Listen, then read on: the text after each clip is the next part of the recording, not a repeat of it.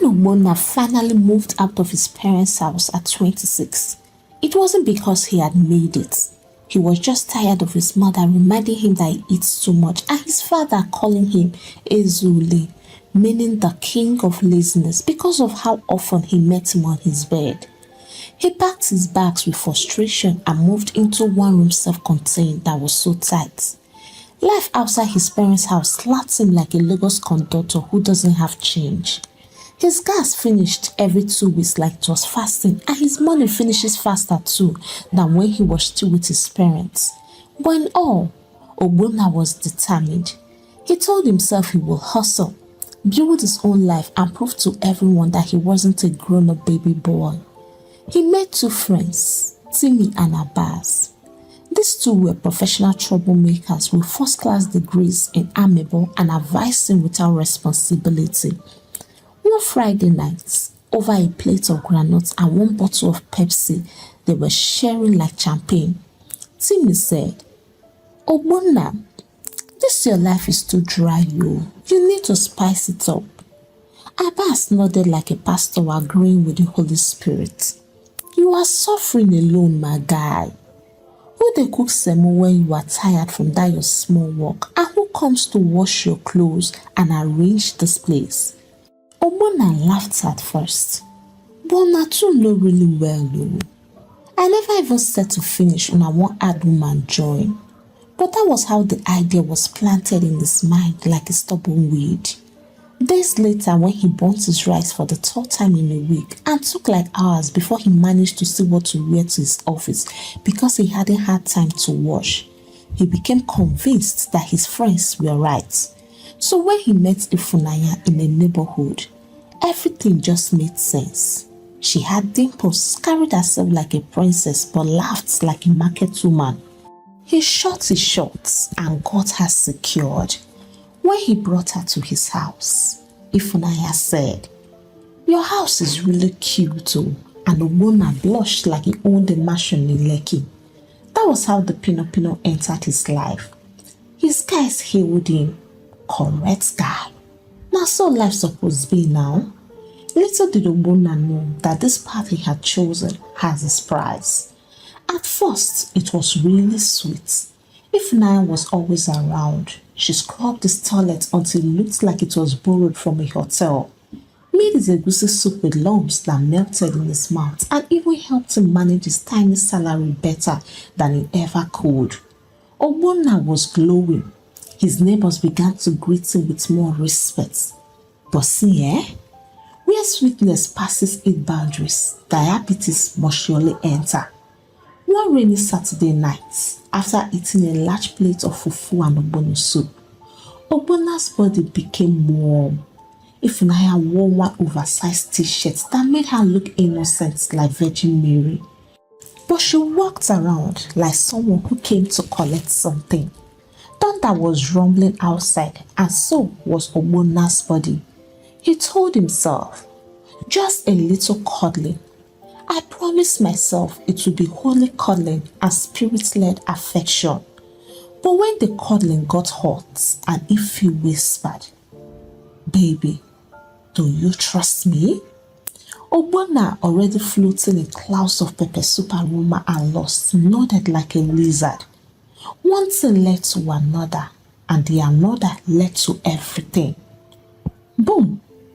No withdrawal, no rubber, no plan, just vibes and village people watching from the corner. Whispers, and Ogbonna was feeling like a man until one quiet evening, Ife came back from the hospital holding a white paper and a look that says, "You are about to cry and I'll be watching you." "Ogbonna, I am pregnant," she announced. The room spun. What? How? When? And where? She looked him dead in the eye. "When you were acting like a generator without a switch, no off and no control, what were you expecting, Oga?" That was the day Ogbonna's life changed forever. He paced his small room like a caged rat. But you said you were safe that day," he stammered. "Safe? You that didn't even ask me twice. You just jump in like someone looking for an oil well. The both of them sat quiet. Their blinded eyes of love got opened. 2 days later, Ifnaya moved in completely. No invitation and no discussion. She came in with her 2 bosses and the boldness of a lioness. I am not going back to my uncle's house. You touched me without protection. Now you will take care without escape, she said. Ogbona's friends disappeared faster than the network in the village. His money started doing disappearing magic. One baby item here, one antenatal feed there, and she started bossing him around. Ogbona, your baby needs bananas. Ogbona, don't you know baby likes jollof rice with Titus? Ogbona, that your job. Can't you look for a better one now that you'll soon become a father? Our child must go to a good school. Start saving now. Ogbonna hadn't even paid his NEPA bill and someone was planning nursery school. Worst of all, when he tried to say he wasn't ready for fatherhood, Ifu will laugh and say, but you were ready for the missionary work now. Don't complain please, Daddy missionary. Ogbonna was no longer a free man. He had become a full-time father in training and an unlicensed husband and a prisoner in his own room. Life hit him like a trailer, a full trailer of responsibilities. Before, he used to complain about Monday mornings, but now he fears every day. His pocket was always on red. His shoes had retired and his once vibrant face had dull like generator oil after 3 years of use. Ifunaya had turned from sweet Pino to Madame of the Manor. She no longer asked, she demanded. At work, Ogbonna was a shadow of himself. One day, his boss pulled him aside and said, young man, are you being haunted? If you are tired of this job, then tell me. Tired, kwa? Please, I am not tired though. Not today and not even tomorrow. I only went to score goal too early and the goalkeeper moved in and had decided to show me pepper. The boss smiled and said, understanding what he meant, you have to brace up, my friend. This is just the genesis and you're already looking like this. The responsibilities only just begun. He advised Ogbonna and he felt better. Time moved so fast and Ife delivered a baby girl called Chisom. It was only then Ogbonna really understood that he was poor because his salary finishes the same week he was paid. 6 months later, Ife stopped her exclusive breastfeeding and it was time to add baby milk to the list. Ogbonna didn't know when his hair color changed to grey. One Friday, after trying to hustle a side gig and coming home with nothing but tiredness, Ifunaya looked him up and down like someone judging meat in the market. So this is it, Ogbonna. No money, no backup plan, and no vision. Ogbonna sighed and muttered, baby, I am trying. You know this thing is not easy. Trying? She snapped. Trying doesn't feed a child. I didn't come into this world to suffer. I am just 24, Ogbonna. I still have a future. I still have my shine and I'm not about to dim it because you decided to play daddy without a proper plan. That night, she packed her bosses again. She left the baby and her words rang louder than any slap. You can keep the baby. I am not ready to lose my dreams just because you lost your direction. Ogbonna was shocked to his teeth. You want to leave me with the baby? Please, how do you want me to cope? She didn't look back. She took her bags and walked away with no tears and no drama, just vibes and a deadly confidence. The next morning, Ogbonna sat with the baby in one hand, a feeding bottle in the other, and tears rolling down his face like DSTV subscription reminders.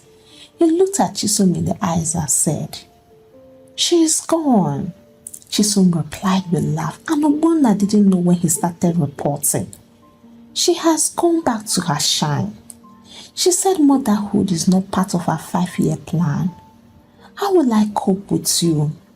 Chisom the baby without any problem kept on laughing as if saying, if you weren't ready, you shouldn't have brought me into this world though. And so began Ogbonna's retest. A first-time father, job on the line, no wife, no money, and a baby who didn't know how to stop crying when she needed attention. He couldn't even prepare pap properly, and now he was in charge of pampers and parenting. At first, Ogbonna was a mess. Not just a mess, but a full-blown mess. He tried to follow videos on how to swaddle a baby but ended up tying her like Mormon. He had to enroll her in a crèche. He started collecting his salary in advance. He started waking up earlier. He began planning meals, managing his meager salary better, cutting off fake friends, and he started learning how to braid small baby's hair. He became a man, not just in age but in action. His colleagues mocked him at first, but after a while, they started giving him baby clothes, meals, and even tips. One day, his boss called him in again, but this time he said, Ogbonna, I have seen how far you have grown. There is a new supervisor role coming up, and the pay is ×5 of what you are currently paid. Guess what? You are not qualified at all for that role, but I'm giving it to you because of your baby. Tears filled his eyes, but he heard them.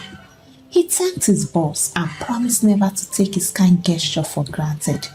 One bright Saturday, as he was wheeling Chisom in a stroller out of a supermarket, someone shouted, Ogbonna!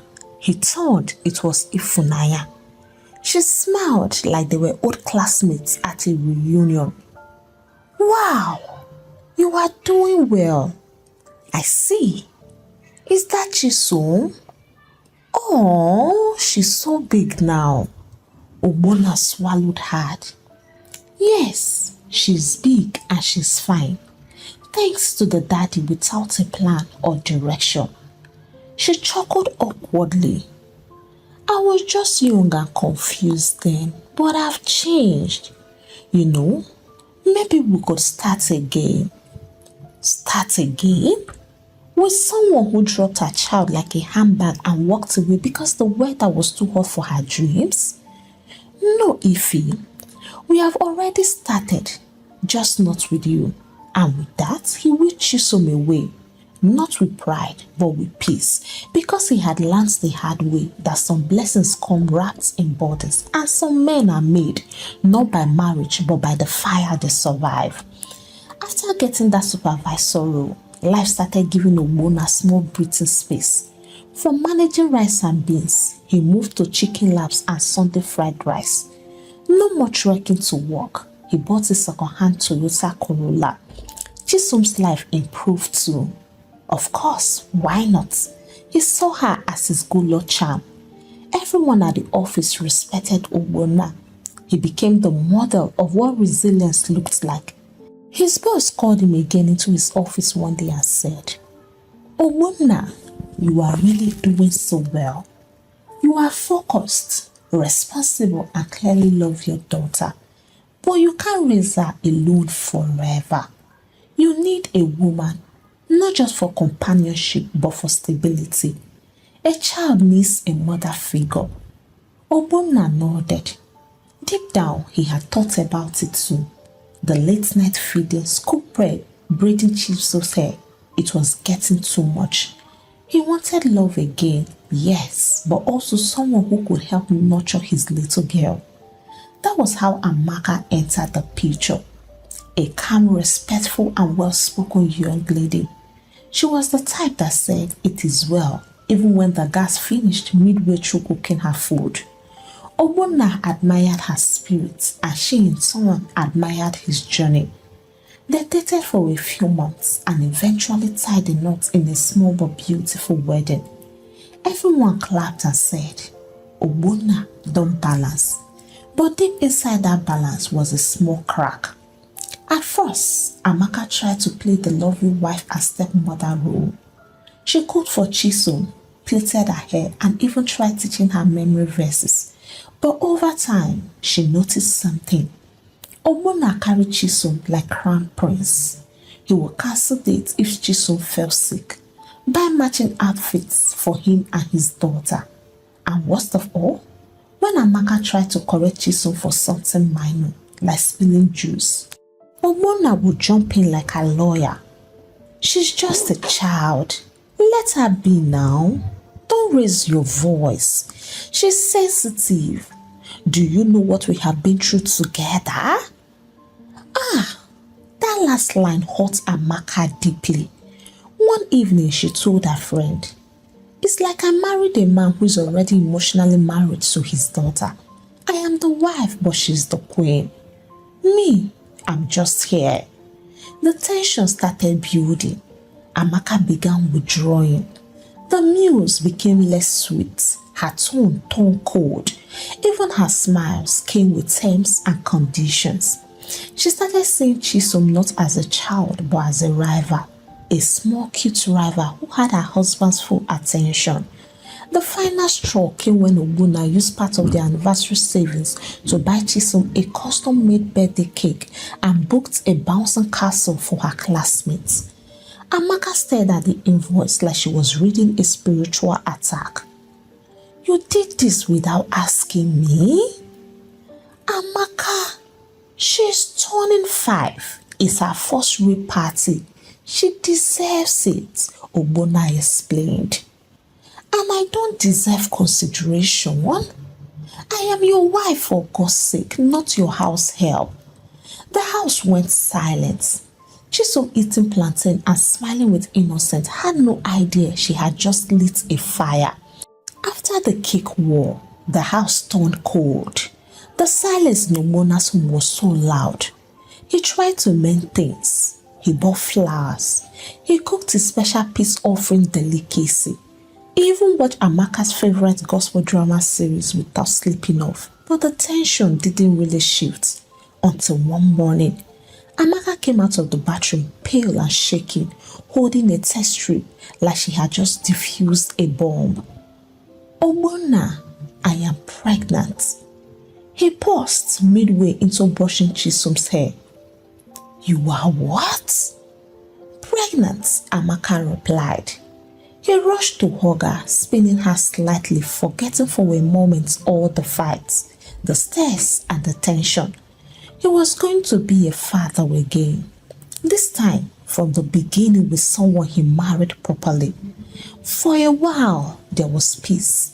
Amaka softened. Chisom became more affectionate towards her stepmother. They would paint nails together, read bedtime stories and giggle over cartoons. Ogbonna finally exhaled. Maybe this was the healing they needed. But as Amaka's belly grew, her patience shrank. The reality of sharing space with a lively 5-year-old while carrying morning sickness and mood swings became too much. She began to see every hug Ogbonna gave Chisom as a betrayal. Every smile he cracked at her jokes at a competition. Every time Chisom cried at night and he rushed to check, Amaka's face twisted. "Must you carry her like that? She's not a baby anymore. She had a nightmare." "You want me to ignore her?" Ogbonna asked. "But you didn't even check if I was fine. I am carrying your second child. Remember that." Ogbonna started getting torn like Okerika jeans. He would stay up at night wondering how a simple advice to get married had led him into emotional jam. One day, after a misunderstanding, Amaka burst out. "Maybe this was your plan all along, to just find someone to carry your load while you keep worshipping that child. You don't need a wife, you need a babysitter." Ogbonna froze. His ears rang like power just returned and the fan came on in full speed. "Don't ever call my daughter a load again. I won't take that nonsense from you." He stormed out, drove for hours, parked by the road and cried, Not because of the insults, but because he finally realized something. He had tried to patch two halves of love, one from the past, one from the present, hoping they would become a whole. But love, like concrete, needs time and balance to set properly. The house became a war zone. Chisom stopped playing freely. Amaka grew colder even with the baby born. Chuka started sleeping on the couch more often. 9 months later, the hospital was filled with tension and prayers. Amaka's labor was tough. Her screams echoed through the walls like a soundtrack. Obona was pacing, panicking and praying. When the bouncing baby boy finally arrived, all the pain and tension disappeared. Obona rushed in. He was happy, no doubt. He kissed Amaka's forehead, carried his son and smiled. "Thank you so much, darling, for doing this." Amaka in that moment felt hope rise like puff in hot oil. Maybe now, just maybe, this will shift things. Maybe I will finally be the center of his attention, she thought. But hope can be a wicked prankster. They returned home, and the praise dance Amaka expected was not what she got. Yes, Owona was excited. He bought baby clothes, named the boy Chimele, and did small naming ceremony. But even then, the shine still belonged to Chisom. Why? Because to him, Chisom was not just his first child. She was his beginning, the one who gave him purpose, the one he has suffered with, slept on mats with, carried on his back to crutch before rushing to work. She was his prayer points that manifested. "This girl is my good Lord charm," he would often say, smiling proudly. The moment she entered my life, things began to change. I got promoted and I found focus. God used her to redirect me, and he said it without shame, in front of guests, colleagues, and anywhere. Amaka's smile would freeze like frozen dodo. Good luck charm? So I just bought ordinary battery charger, right? She watched every moment he bounded with Chisom like a slow wound deepening each day. He would return from work, ask first about Chisom. "Where is my sunshine?" He would lift her, laugh loudly and twirl her. But when he looked at his newborn son, yes, he smiled, but it wasn't the same spark. Not the deep fire. It was like he saw the baby as blessing number 2. But Chisom to him was his heart. Amaka's resentment tripled. She stopped cuddling Chisom. She would give excuses not to help with her homework. She stopped plaiting her hair. When Chisom cried over small things, she would roll her eyes. "You are too big for this nonsense crying. You are not the only child anymore." Owona noticed. He begged, "Amaka, please, she's just a child. Don't make her feel unloved." "She's not unloved. She's not just the queen anymore." "Nobody is trying to compete here," Owona said. Says the man who kisses his daughter more than his wife, Amaka snapped. Tension wraps the house like nylon. Even Chisom, as young as she was, began to sense it. She stopped asking Amaka for things. She started withdrawing, started playing more at school than home. And sometimes she would whisper to Obona, "Daddy, does mommy hate me?"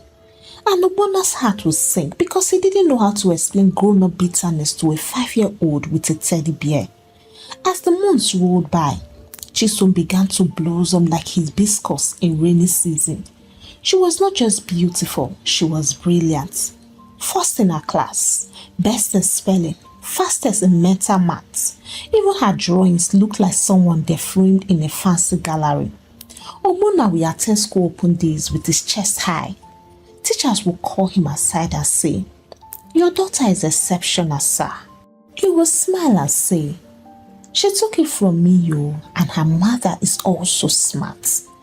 Every time he mentioned Chisom's biological mother, Amaka's face would tighten like wrapper with her peg. At home, Chisom was always doing something impressive. She would recite her multiplication tables like rap lyrics. She would help her baby brother stop crying by singing to him. She even started reading storybooks to her stepmother, thinking it would make her love her more. But Amaka would always shout at her like she had done the unthinkable. Chisom would smile sadly and walk away. But Amaka, deep down, her heart was shaking. The more she watched this little girl glow, the more a wicked thought crept in. Why isn't my child this magical? Why does it feel like I gave birth to a baby while someone else gave birth to a light? She would never say it out loud, but in her heart she envied the girl. She wished just for 1 second that Chisom was hers, that she could take credit for her beauty, her brains and her grace. One sunny Saturday morning, a car drove in. Chisom's mother came, looking so beautiful with calm but firm voice. She knelt to greet Ogbonna. I know I messed up big time, but I've gone for therapy. I now have a stable job and I want to be my daughter's life. Ogbonna was speechless and Amaka was watching them like fame. Her heart was dancing but her face stayed neutral. Chisom's mom bent down and stretched her hands to the girl. Chisom, my daughter, do you remember me? Chisom backed away and ran to Ogbonna, and then she replied, no. Her mother's eyes was filled with tears.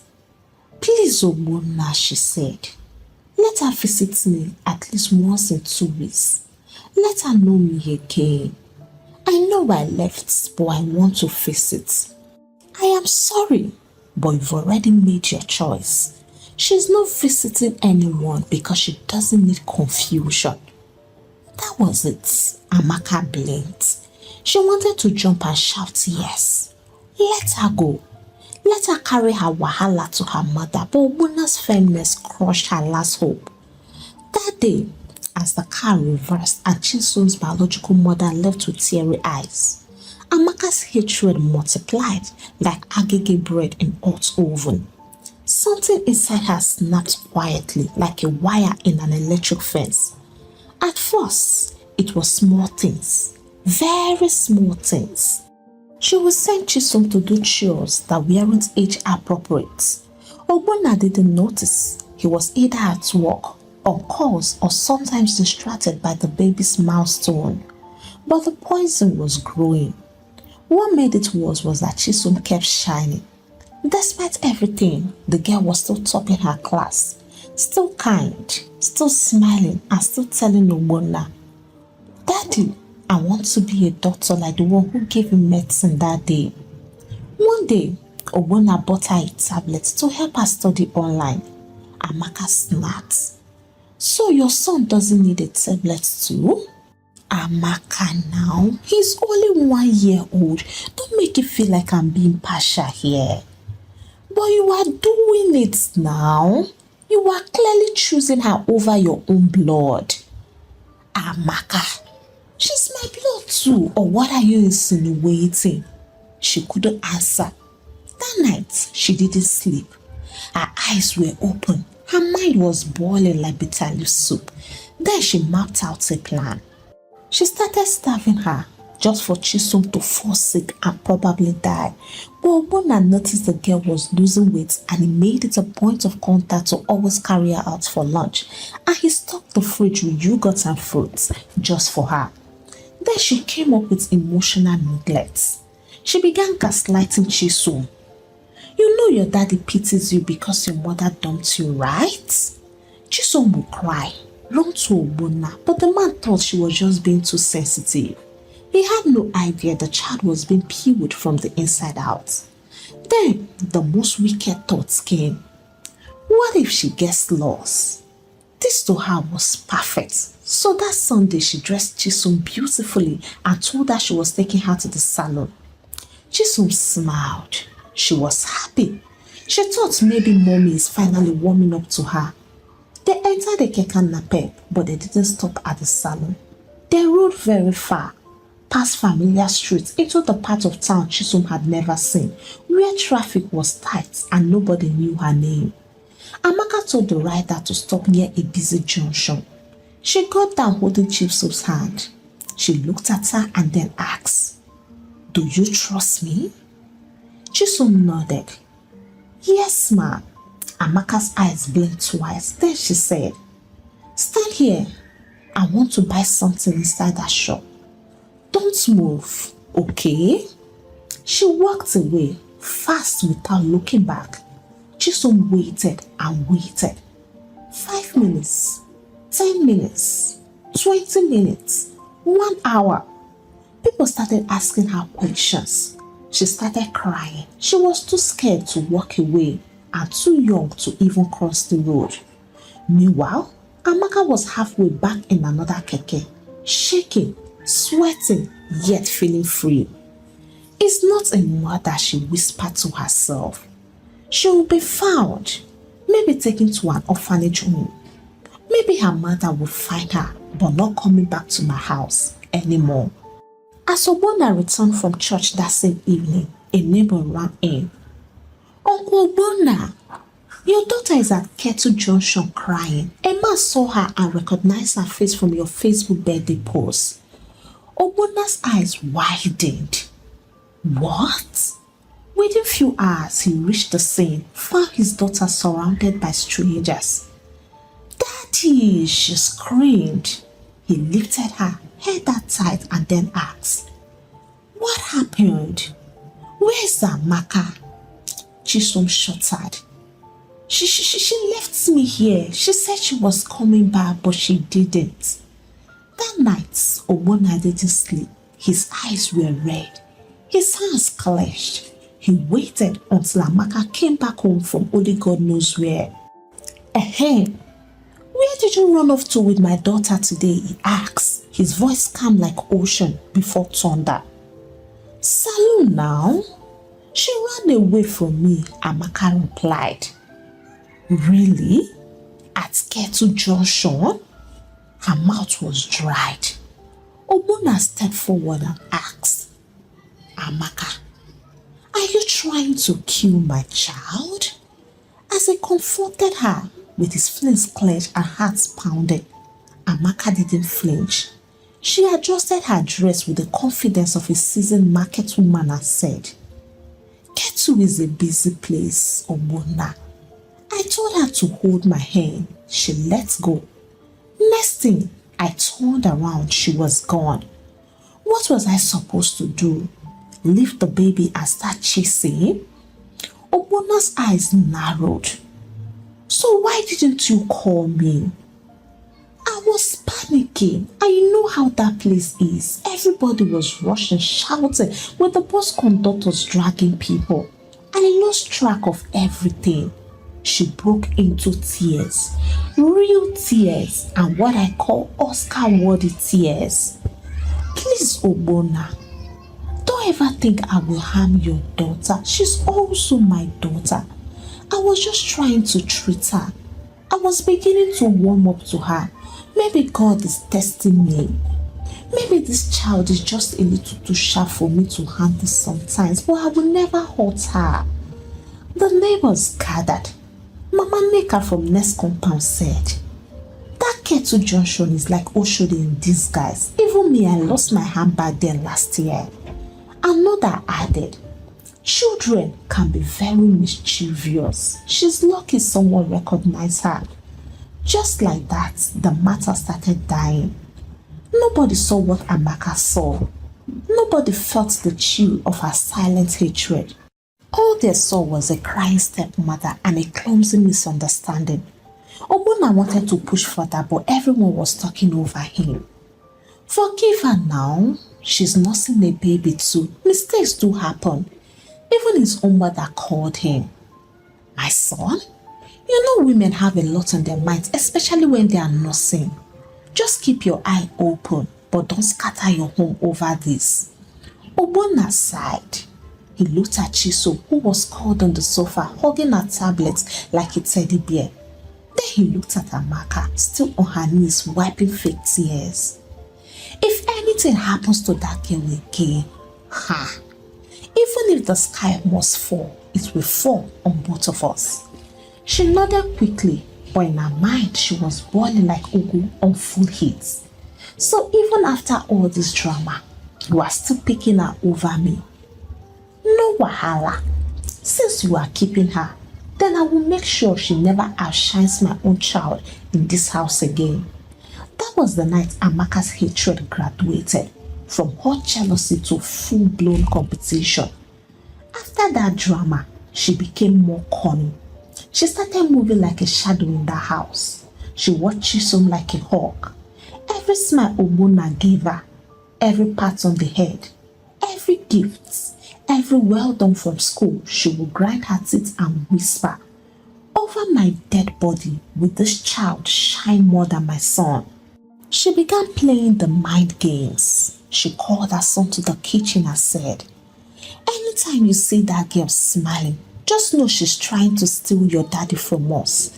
If daddy buys her something, cry. If she eats meat, cry. If she's happy, cry." The small boy didn't understand it, but he trusted his mother, so he obeyed. Soon, every time Chisom got anything nice, he would cry and throw tantrums. It started to frustrate Ogbonna. He began reducing the attention. He even told Chisom once, "Try to understand. He's just being a baby. Let him have it." It broke her heart, but that wasn't enough for Amaka. She wanted Chisom out permanently. One rainy Tuesday, as Ogbonna was still in his workplace, she boiled rice and served Chisom specially with fish and meat. She had laced it with a powdered ingredient she got from somewhere, then her phone rang. She stepped out briefly to pick the call. That was when fate intervened. Her beloved son toddled into the kitchen. He saw the plates, bright rice, plenty meat and fish. He smiled, climbed the stool like a thief and began eating. By the time Amaka came back, the plate was half empty. "What are you doing?" she shouted. He smiled with oil on his cheeks and said, "Mommy, this rice is so sweet." Her heart dropped to her stomach. She yanked the plate, threw it in the sink and started praying in tongues. Gave him oil to drink. By midnight, the boy started vomiting. By 3 a.m., he was convulsing. By 4 a.m., Ogbonna had bundled them into the car, screaming. "What did he eat? Amaka, talk to me." She was shaking. "I don't know. Just drive us to the hospital." Chisom was in tears, holding the boy's leg in the backseat, praying, "Please, Father, heal him. He's just a baby." By 6:15 a.m., he was gone. The doctor came out slowly with his hands folded and he announced, "I am sorry. We did our best, but the poison had already done severe internal damage. Ogbonna broke." "Poison? How? From where?" Amaka didn't cry. She stared blankly at the wall as if her soul had been unplugged, because in that moment her hatred killed her own child. Her plan backfired so hard that it ripped her motherhood apart. And Chisom, that same girl she tried to destroy, was now standing by her side, holding her trembling hands, whispering, "Sorry, Mommy. God will comfort us." That one line from Chisom broke her more than death itself. The days after the boy's death was like walking barefoot on hot coal for Amaka. Ogbonna went silent and he barely ate. He just stared at the walls like they owed him answers. He waited for her to recover before asking her how poison got into their home. The only thing that moved him was Chisom. She would sit by him sometimes and say, "Daddy, it's okay to cry, but don't stay there. God still loves you." Each word hit Ogbonna like a healing slap. But for Amaka, she was not okay. At night she would wake up screaming. She would see her son standing by the fridge holding a spoon, asking, "Mommy, why did you do it?" She would slap herself awake, try to sleep, but the guilt had become her second skin. One morning, Ogbonna came back from dropping Chisom at school and found Amaka sitting on the floor and kept with her eyes swollen. He stood there confused and then he asked, "Amaka, what is it?" She looked up slowly like a broken mirror and said, "I did it." Ogbonna blinked. "Did what exactly?" wasn't that food. It was meant for Chisom. I was tired of her. I thought she was taking you from me. I just wanted her weak, not dead, she stammered.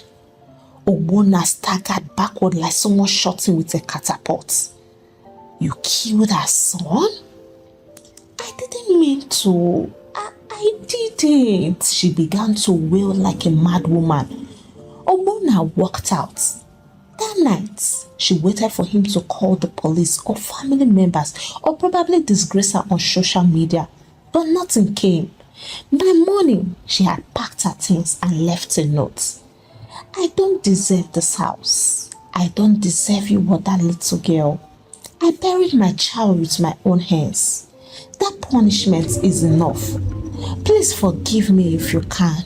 I am going far away. Maybe when God heals me, I will come back and beg you properly. She vanished and nobody heard about her again. Neighbors talked, but no one knew the full gist. All they knew was that the boy died mysteriously. Years passed. Chisom was now in secondary school, still the top of her class. One day as they went out, they met Ifunanya in a restaurant and she looked different. The moment their eyes met, she burst into tears. I know I don't deserve to even sit before you, but I want to say it with my mouth. I am sorry. I failed you. I failed God and I also failed myself. I am not here to ask for anything. I am just here to let you know that I love you even if it's too late. Chisom didn't speak. She just stared, trying to connect this gentle broken woman. For a long moment, silence sat between them like a fragile grass, too sacred to break. Ify lowered her gaze and then said, You don't have to talk now. I have only prayed for us to see again, for me to tell you that I love you, and that's all. As she reached her handbag to leave, Chisom said quietly, You waited long to come back. Ify looked up with her eyes red, yet hopeful. I am sorry, my daughter. I was only afraid of... Just before she completed her statement, Ogbonna held Chisom's hand and then walked away. From then on, Ify showed up at school, sometimes to drop off groceries. She sent birthday cards, and Chisom gradually opened her heart. One day in school, Chisom fell ill. Her father was stuck in traffic. It was her mother who showed up first, holding hot pepper soup in a flask and 2 wrappers. She nursed her all the nights, cleaned, prayed, and stayed with her. Chisom, in her fevered haze, whispered, Mommy, and that was all Ify needed to hear. In her university days, the bond between mother and daughter had deepened. Ifunanya was now her prayer partner, her life advisor and gossip partner, and while that relationship blossomed, something unexpected began to grow in the background. Ogbonna and Ify started spending more time together, not because they planned it, but because love sometimes sneaks in when peace is present. It started with harmless things. Then one Sunday evening after Chisom's graduation Thanksgiving, they sat on the balcony. Ogbonna looked at her and said, You know, it's crazy after all you made me go through to still feel safe around you. I am sorry, Ify apologized, and then she looked away shyly. So, what are we now, Ogbonna? He turned to face her fully, and then he replied, I think we are 2 people God broke, healed, and brought back, not to rewrite the past, but to write a better ending. 3 months later, Chisom was the one walking down the aisle with bouquet in her hand, not as the bride, but as the maid of honor for her father and her second chance mother. The wedding was small but powerful. Guests cried, past wounds were buried, and new memories were born. At the reception, Chisom raised her glass and said, To the love that waited, broke down, repented, and came back stronger. To the kind of love that teaches us how to forgive, how to heal, and how to hope again. To my parents, Ogbonna and Ifunanya. The hall erupted in applause. Ogbonna pulled Ifunanya into an embrace and whispered, "Thank you for coming back, and thank you for trying again." Ife, with her voice thick with emotion, replied, "Thank you for giving me another chance." And with that, they lived the rest of their life in peace and harmony. Hey, African Tales by Kama Tribe, how are you all doing? For me, I am doing just fine. Tell me, did you learn anything from this story? If yes, let me get to read from you in the comment section. Before I leave today, I would like to say this especially to single ladies. Dearly beloved, I know that the man you are in a relationship with loves you so well. He calls you so many pet names and buys you shawarmas, wigs, and what have you. But dear sister, do not allow the sweet moments enter your head and you begin to think of packing your loads into his house where he has not paid your dowry. Doing that often leads to cracks in marriage and it affects everyone, especially the children. Others may do that, but please don't be involved in such acts. It often does not end well. Do it right. Do it the God way. Don't ever be deceived. The foundation you use in entering your marriage matters a lot. If you enjoyed the story, please give it a thumbs up and don't forget to share it to your loved ones. If you have not subscribed to this channel, please punch on that subscribe button to join the Karma tribe.